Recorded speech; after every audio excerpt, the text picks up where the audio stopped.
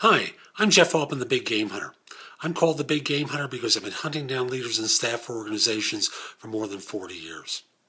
Today I want to offer you some no BS hiring advice in the realm of salary negotiation with candidates. Now, as an HR professional, business owner, manager in an organization that's involved with hiring, negotiation is always one of those tricky issues. You want to get someone for the least amount of money, but you also want to make them happy. So you don't want to necessarily squeeze them, but you also don't want to overpay, because after all, you've got a budget to contend with. Now, often hiring managers, HR professionals, you know who you are. You get into a negotiation with a candidate or with someone like me, a recruiter who's representing a candidate. And you get to a point in the negotiation where you reveal your hand about what you're willing to pay for someone. Probably not a good idea. Now, let me break it into two parts. First part is with the candidate. By telling them, quote, the most I'm willing to pay is such and such. I'm not talking about when you're screening someone at the very beginning. I'm talking about at the pre-offer phase, when you're really in the negotiation about salary. What you've done is basically tell them, this is the max I'm willing to pay, and if you offer them 5 cents less, they're going to go, well, what happened?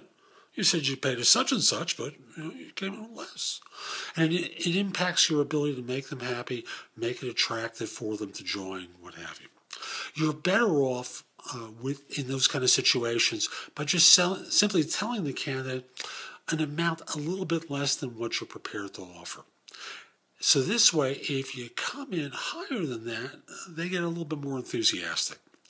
One of my clients has that built into their offer scenario, where they talk about less. If they can get the person for less, great. But at the same time, they're also prepared to go a few dollars higher. They're able to show time and again that this is a tactic that for them saves them money. And if necessary, they're already slotted for more, so there's no sweat. The second part of this is in talking with recruiters like me. Now, I work very closely with my clients. I don't play games. Some recruiters do play games, and you know that. So the issue comes down to, so you're about to make an offer to someone. They want to know how much you can offer, and what they're trying to do is close the candidate for you. And that sounds great. But if you tell them, well, I can go up to, I'm going to pick a number at random, $10, and you offer them $7.50, or let me be clear about that. You're prepared to go to 10, but initially you want them to offer them 8. So if they say yes to 8, great. If you need to, you'll go to 10. Now you tell that to a recruiter, they're not going to try too hard because they know they got the 10 locked up, and their fee is contingent upon, how much you're willing to pay.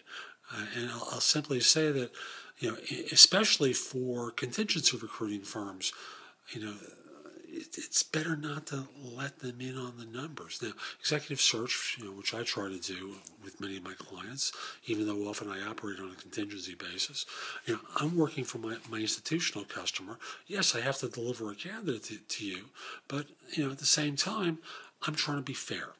I want to have that strong relationship with you. I don't play games.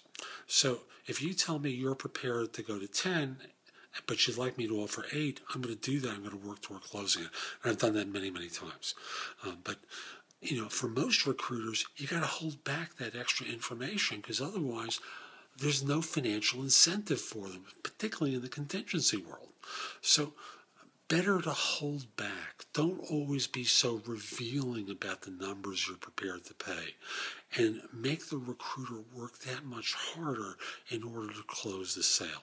It saves your organization money. Hey, it's not your effort that's going into this, it's the recruiter's effort. And if you burn out one, they're going to come back. There's going to be another one that's going to replace them. And frankly, if they're doing deals with you, they're going to keep working. So like I said, hold back on what the numbers are going to be. So this way, you're not just giving away extra money unnecessarily. I hope you liked today's video. If you did, come over to my website, which is thebiggamehunter.net. I have other videos there, as well as an invitation to you to sign up for a complimentary subscription to my e-zine, which is called No BS Hiring Advice. I publish it once a month with a couple of articles that offer advice for business owners, employers, and business owners, HR professionals, and managers about how to hire even better than you have up until this point. You can read some of the previous articles there and watch other videos on my website.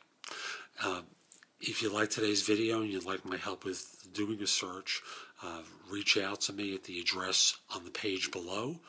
I don't want to do it as an audio here, just for the spammers, make it easy for them. But catch it off the page below. And if you like the video, you give it a click that you liked it on YouTube. Okay. This is Jeff Altman, the Big Game Hunter. Have a great day. Take care.